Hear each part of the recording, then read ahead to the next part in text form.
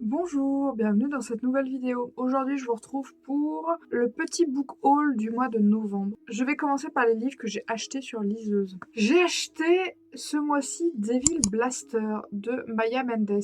Alors, si ma mémoire est bonne, parce que là je n'ai pas exactement le résumé sur ma liseuse, je crois qu'il n'est sorti qu'en format numérique. Je crois que ça parle d'une fille qui a perdu, je sais plus si sa mère, sa soeur, enfin elle a perdu un membre de sa famille à cause d'une super-héroïne.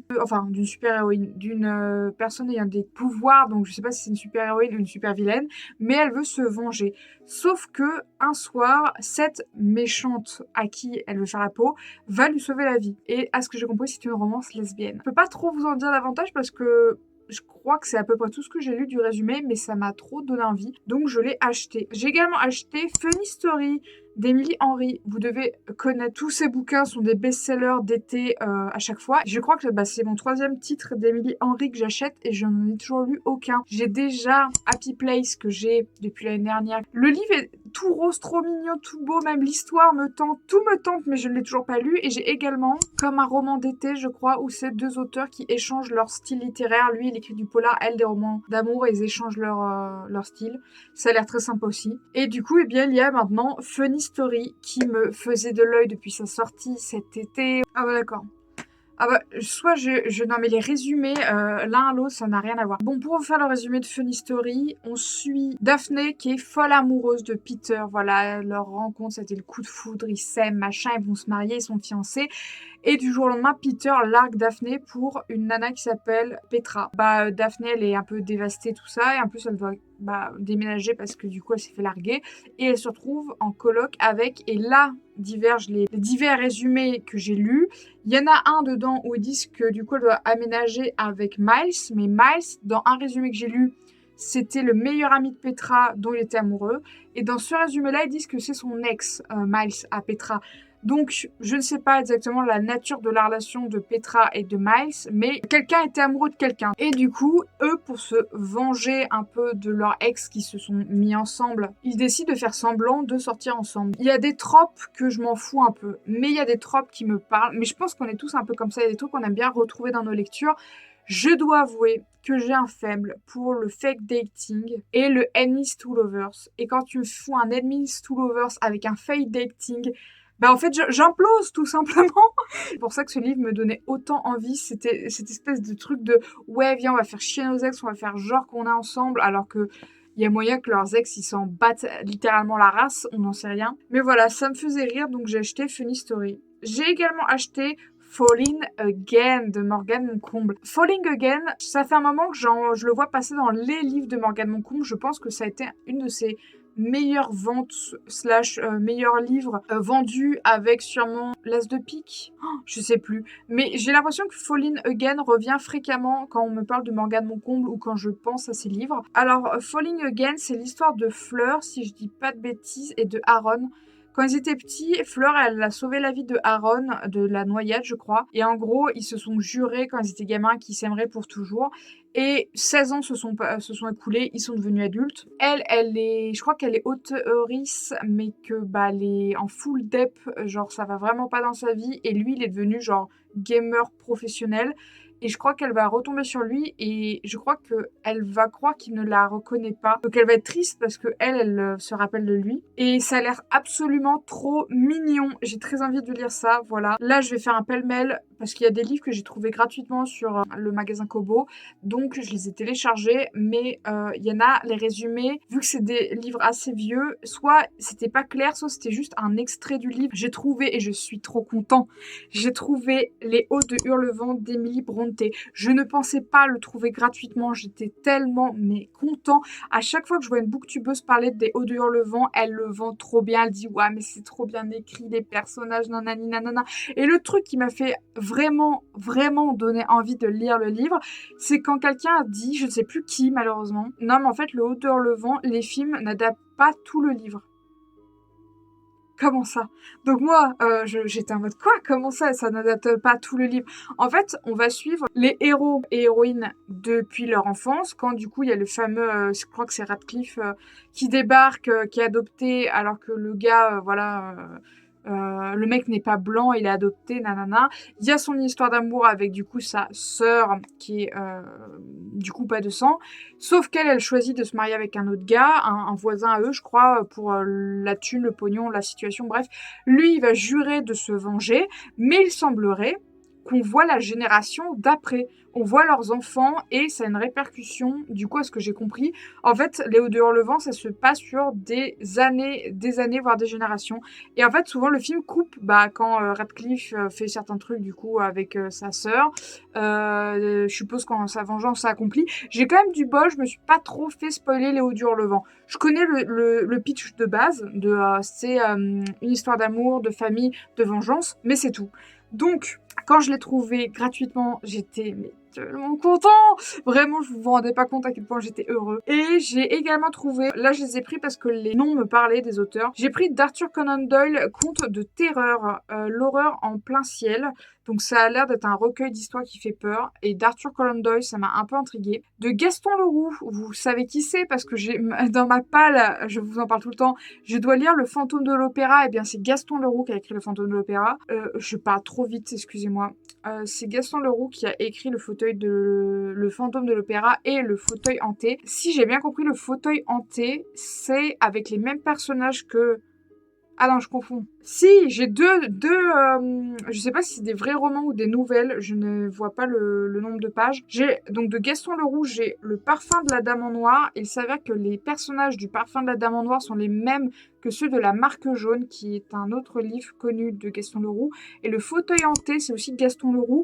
Et je crois que ça parle du fait que l'Académie française est hantée. Mais c'est tout ce que j'ai su de ce livre. Je ne sais pas exactement ce que ça raconte, à part que il y aurait quelque chose de hanté, voilà. Ensuite, j'ai trouvé d'Alexandre Dumas, La femme au collier de velours. Et bah pareil, j'ai pas trop trouvé concrètement ce que ça raconte, mais j'aime beaucoup Alexandre Dumas, donc je l'ai pris. Et j'ai pris 2 livres, par contre là, c'est plutôt les résumés qui m'ont donné envie. Nostradamus de Michel Zévaco. Le synopsis, j'étais en mode, mais ça a l'air épique avec le résumé. On suit Marie, dont le père est un chasseur de sorcières, littéralement. Et en fait, un jour, elle va consulter une voyante et elle va poucave à son père que cette meuf est une voyante, donc elle va brûler sur le bûcher à cause d'elle, parce qu'elle l'a dénoncée. Sauf qu'il s'avère qu'elle va tomber amoureuse de Renaud. Et Renaud, c'est le fils de la voyante qui a juré de venger sa mère. J'étais en mode, mais qu'est-ce que c'est que cette telenovela? Genre, je veux des histoires de sorcières, de vengeance et d'amour impossible, en fait. Donc, je ne sais pas de quand date ce livre, qui s'appelle, du coup, Nostradamus. Mais quand j'ai lu le synopsis, j'étais en mode, mais oui, je veux lire ça, en fait. Et le dernier livre, c'est 12 histoires ensorcelantes. Et ce sont un collectif d'écrivaines, à ce que j'ai compris, qui écrivent sur un thème. Donc, je crois qu'elles faisaient ça chaque année. Donc, moi, j'ai pris ensorcelante parce qu'il y avait un côté un peu... sorcière ou magique qui me parlait. Je crois que tous les recueils sont gratuits sur du coup la liseuse. Mais voilà, je me suis laissée prendre, je me suis dit si jamais j'ai envie de lire un peu des nouvelles, tout ça, pourquoi pas. Donc voilà, ça c'était pour tous les livres que j'ai sur liseuse. Ensuite, qu'est-ce que j'ai concrètement acheté physiquement? Il s'avère qu'en boîte à livres, j'ai trouvé d'Arthur Rimbaud, œuvre des Ardennes au désert. Je sais plus pourquoi, mais j'ai commencé à me dire que je n'avais jamais lu ni d'Arthur Rimbaud, ni de... On l'associe souvent, Arthur Rimbaud et Paul Verlaine. Donc, j'ai commencé à me dire « Ah, c'est dommage quand même que j'ai jamais rien lu de lui, ou alors si je l'ai étudié, ça ne m'a pas plus marqué que ça. » Je vous jure que c'est vrai, 2 jours après m'être dit « Oh là là, j'aimerais bien lire du Arthur Rimbaud ou du Verlaine. » Je trouve ça en boîte à lire. Donc, assez ravie. En plus, ça me donnera l'occasion de lire de la poésie. Je vois que c'est un livre assez complet. Regardez. Mais il y a Une saison d'enfer, Illumination, poésie et œuvres diverses. Eh bien, à lire peut-être pas d'un bloc, mais petit à petit. Donc, je suis assez ravie d'avoir trouvé ça. D'un auteur que je connais de nom depuis longtemps. J'ai également acheté... Attends, c'est le seul que j'ai acheté? Je crois que j'ai acheté 2 mangas le mois dernier, mais il y en a un que je pourrais pas vous présenter. Je sais plus si je l'ai acheté le mois dernier ou en octobre, mais je vais vous le dire. J'ai acheté le tome 3 de Écoute ton cœur à Tammy. Donc Écoute ton cœur à Tammy, c'est les amourettes, je vais dire, d'un jeune garçon homosexuel au lycée qui n'est pas encore out. Et cette série, quand je mets beaucoup de temps à lire chaque tome, j'ai du mal à me rappeler ce qui s'est passé dans le tome précédent. C'est un livre c'est un manga que j'aime beaucoup, mais l'autre fois j'en ai profité pour relire le tome 1 et 2 avant de lire le 3 et ça m'a fait du bien. En fait, j'oublie un peu ce qui s'est passé. Des fois, il y a des personnages, j'ai eu du mal à les situer. Le tome 3 était cool, mais ça vaut pas le tome 1 qui m'a vraiment laissé une sensation que j'ai adorée. En vrai, c'est un manga que je sais que je continuerai parce que j'aime beaucoup, mais je pense que c'est le genre de manga qui peuvent pas s'éterniser sur 15 tomes parce que ça sera vite redondant. Mais voilà. Et le même jour, je crois que j'ai acheté Beast King and Medicinal Herbs. Je vous le présente à chaque fois. J'ai acheté 4 tomes de cette série. Je n'en ai lu aucun. Ça se trouve, c'est pas si ouf. Mais je les achète. Je les achète comme ça, voilà. Donc, mais j'ai oublié de vous dire un truc dans ma vidéo précédente. Dommage! J'ai tourné une vidéo, mon tag de fin d'année pour les livres, et il y avait mes projets lecture de l'année prochaine. J'ai oublié de vous dire, je voudrais me remettre à One Piece, parce que One Piece, c'est genre mon manga de cœur ever. Et en fait, je me suis arrêtée à l'arc de Big Mom, donc Whole Cake, si je dis pas de bêtises, mais il y a genre 3 ans. Et j'en ai marre que mes amis me spoilent sans faire exprès, ou même des booktubeuses. Donc, j'aimerais reprendre le manga, là où je me suis arrêtée dans l'animé, parce que le manga, je dois voir jusqu'au tome 30, et malheureusement, j'ai jamais trop continué. Donc j'aimerais bien reprendre à partir du tome, genre je crois que c'est 80-81, le premier tome de Whole Cake. Donc voilà, j'ai prévu de reprendre One Piece l'année prochaine, et ça n'a rien à voir avec ce que j'étais en train de vous raconter, mais voilà, bref, je reviens à ce que j'étais en train de dire. C'est l'histoire d'une créature qui aurait dû être anéantie il y a longtemps parce que c'était le roi des bêtes dans un donjon. Et il s'avère que des années plus tard, des siècles, mais un peu plus tard, il y a une jeune herboriste qui est aux portes de la mort et qui est sauvée par du coup le roi des bêtes. Et qui lui dit, si je te sauve la vie, tu vas devoir m'aider à aider les autres créatures du donjon, tout ça, à ce que j'ai compris. Sauf que je ne sais pas pourquoi, je ne les lis pas. Voilà. Donc ça serait bien que je le fasse parce que je me mette d'accord avec moi-même si ça vaut le coup ou pas de continuer à les acheter parce que bon, là, 4 tomes, ça fait quand même beaucoup. Donc voilà, je crois que le tome 5 sort en janvier 2026, si je ne dis pas de bêtises. J'ai également acheté Un printemps pour te succomber. Il s'est avéré que j'ai commencé pour ma palle d'automne, et d'ailleurs c'est le seul livre de ma palle que j'ai lu cette année, honte à moi, shame on you. Shame on me. J'ai commencé Un automne pour te pardonner et j'ai adoré. Mais je vous ai pas encore fait mon point lecture du mois d'octobre, donc vous ne pouvez pas le savoir, vous le verrez dans les prochaines vidéos. Et quand je l'ai terminé, il se passe un événement dans Un automne pour te pardonner, j'ai pas envie de vous spoiler, mais c'est un truc genre moi j'étais choquée quand c'est arrivé et j'ai adoré d'ailleurs que Morgane Moncomble en parle parce que c'est vraiment quelque chose qui peut arriver dans la vie. Moi pendant longtemps c'était un truc qui un peu m'angoissait, donc j'avais trop envie d'avoir le point de vue de cette fille-là, donc qui est Nolia. Il lui arrive un truc à la fin d'un automne pour te pardonner. Du coup, j'ai craqué et j'ai acheté Un printemps pour te succomber. Sauf que, j'ai fait ce que je voulais en fait, parce que je suis trop une rebelle. Du coup, je lis pas les livres dans le bon ordre. Calme-toi en fait. Qui es-tu? Non, je rigole. Je me calme, je redescends.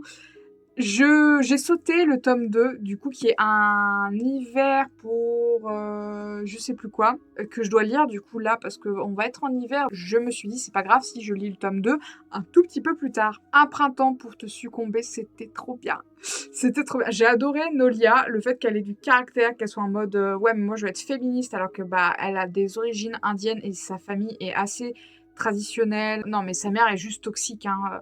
On sent qu'elle est proche de son père, mais son père, il a du mal à surpasser les traditions et tout. Même s'il aime sa fille de tout son cœur, il a fait des choix qui l'ont blessée, elle, sa fille. Donc, il y a un moment, même si tu aimes tes enfants, faut leur montrer, faut pas juste le dire. Donc, j'ai beaucoup aimé les sujets que ça a traités, même tous le délire autour des travailleurs du sexe. C'était intéressant. Il y a eu un petit truc, c'était assez osé, ça aurait pu être très maladroit, mais Morgane Moncomble a fait du très bon travail. Franchement, j'étais agréablement surprise. Genre vraiment, j'étais en mode waouh, vraiment très cool d'avoir ce discours-là. J'arrête pas de le saucer depuis tout à l'heure, mais de quoi ça parle? Un printemps pour te succomber. Fleuriste fauché, Nolia se tourne vers son ultime espoir pour s'en sortir. 2 points.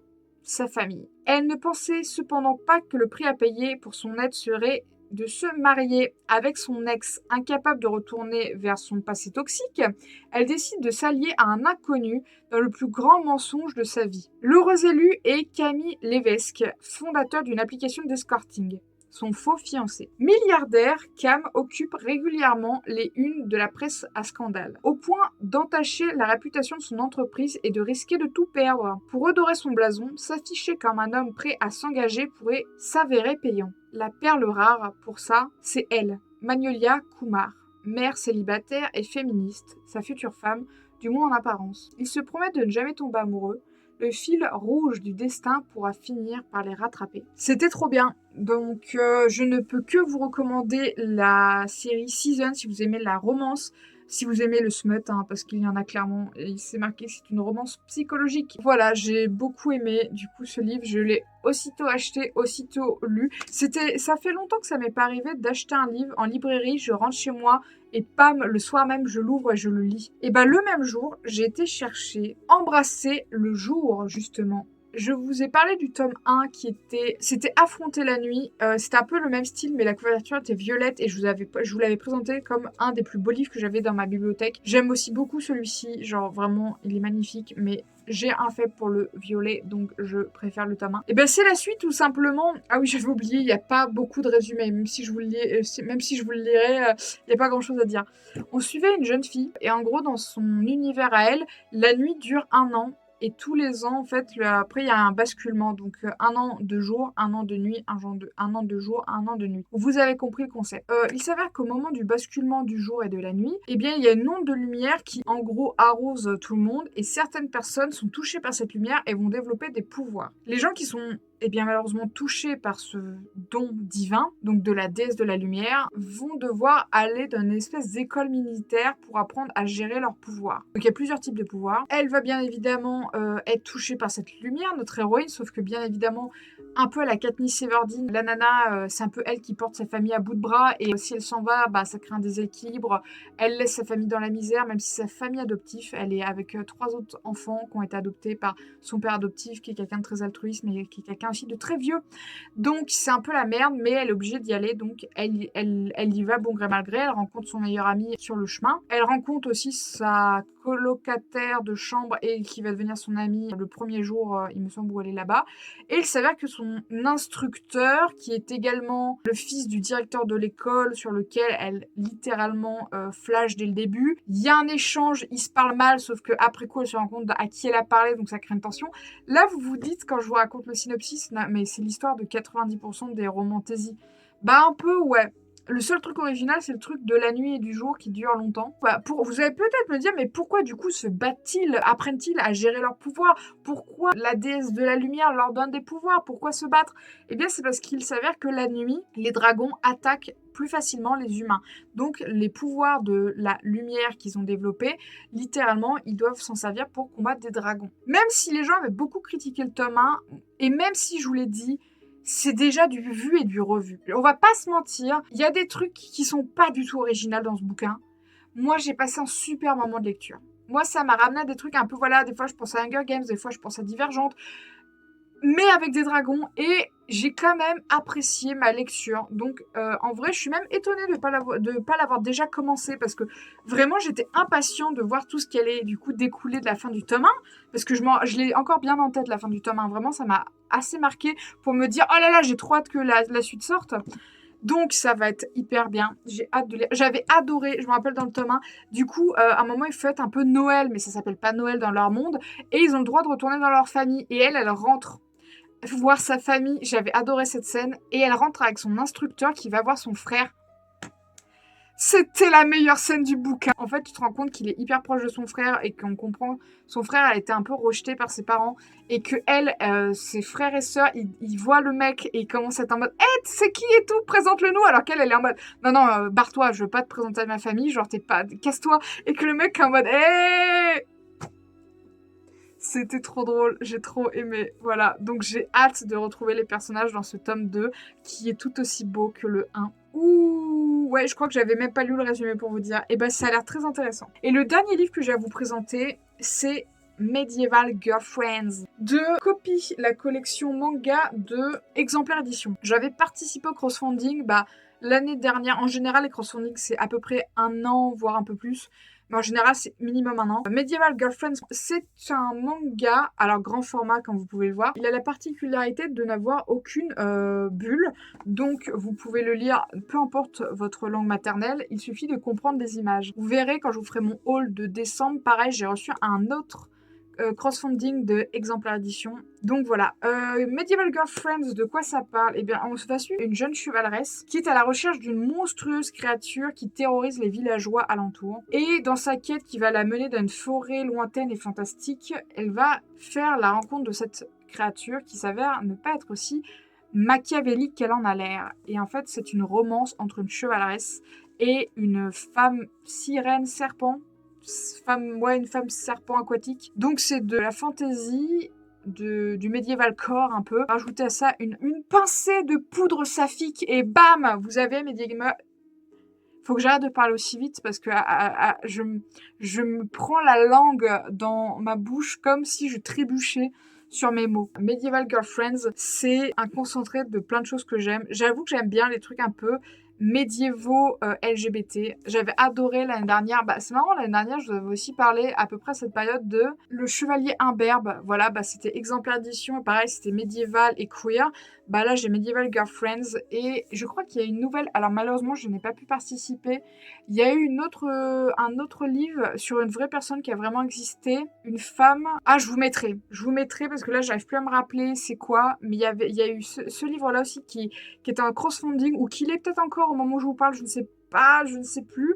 Une femme qui a vraiment existé et qui a eu l'air d'avoir une vie incroyable. Celui-là, du coup, je l'ai lu. Je sais plus si je vous l'ai dit. C'était très cool. J'ai passé un très bon moment de lecture. Vraiment, les dessins sont magnifiques. J'ai adoré. Et d'ailleurs, je vous ai pas dit, mais c'est de Juliette Cousin. Ça fait un moment que je suis son travail sur Instagram. Je suis absolument fan de son univers.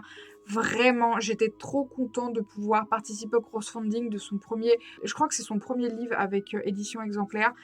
J'étais trop ravie de retrouver son univers visuel avec les monstres, les créatures, le côté relation, parce que chaque année elle fait un calendrier des créatures, mais c'est des scènes explicites et j'avais adoré. J'adore ce qu'elle fait, donc j'étais ravie d'avoir un livre fait par elle dans mes mains. Je suis vraiment, vraiment très fan de cette dessinatrice, elle est incroyable. C'était le dernier livre que j'avais à vous présenter. J'ai fait le tour du coup. C'est à peu près tous les livres que j'ai achetés en novembre. Je suis assez satisfait de moi parce qu'il y en a beaucoup que j'ai trouvé gratuitement, donc sur liseuse ou en boîte à lire, et j'ai pas trop lâché la thune en novembre. C'est à peu près tout pour ce book haul du mois de novembre. J'espère que cette vidéo vous a intéressé, que vous avez découvert des livres, que ça vous a donné des envies de lecture tout simplement. Moi je vous dis à bientôt pour une prochaine vidéo et je vous souhaite, du coup, je ne sais pas quand cette vidéo sortira, mais soit de passer de bonnes fêtes si vous en faites, même si vous n'en faites pas, passez une bonne fin d'année et je vous dis à bientôt pour une prochaine vidéo. Bye!